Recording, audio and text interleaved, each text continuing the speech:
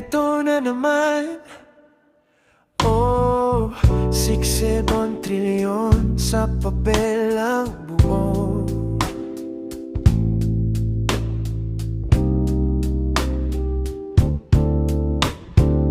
Tuwang-tuwa sa kamera, puro papugi ang tono.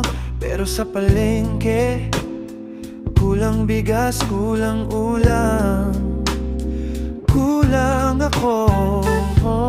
Maghapon sa pabrika, luhang binabayad ko. Bawat sentimo sa resibo, iniipon ko. Isinuko, akala ko para sa ospital, kalsada, eskwelahan. Bakit parang para lang sa bulsa na ilan? Nakakatawa ba to o nakakaiyak? Bakit parang sanay na tayong lahat? Taas kamay sa sahod, bagsak sa kaltas, tapos balita kinulimbat na naman, mabilis, malakas.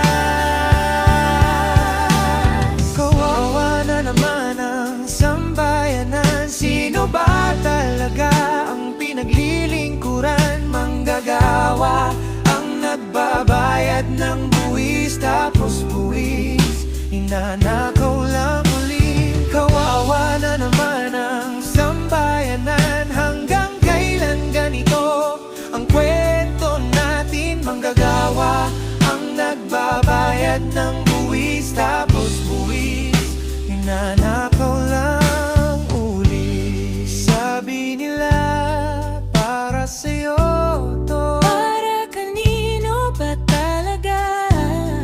huwag ka na raw magtanong. Kapag tahimik, lalo tayong talo. Sabi nila Umasa ka lang, kakasa ba tayo o lalaban na? Kung pera natin ang puhunan, dapat tayo ang may salita.